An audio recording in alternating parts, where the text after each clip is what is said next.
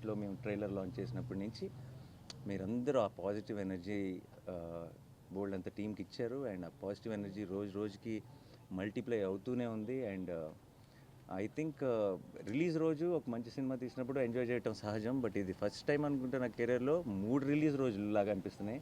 3 రోజుల నుంచి రిలీజ్ సందడి ఉంది. అండ్ ప్రీమియర్ షోలు వేసిన రోజు, నిన్న పెయిడ్ ప్రీమియర్లతో ఈరోజు ఎవ్రీడే ఒక సెలబ్రేషన్లా ఉంది. అండ్ ఒక సినిమా, ఒక కంటెంట్ రిచ్ ఫిల్మ్, ఒక ఏమాత్రం జిమ్కి లేకుండా ఏమీ లేకుండా రిలీజ్ ముందు జగదీష్ అన్నాడు అసలు రక్తం చుక్క కూడా కనిపించింది కమర్షియల్ సినిమా అని.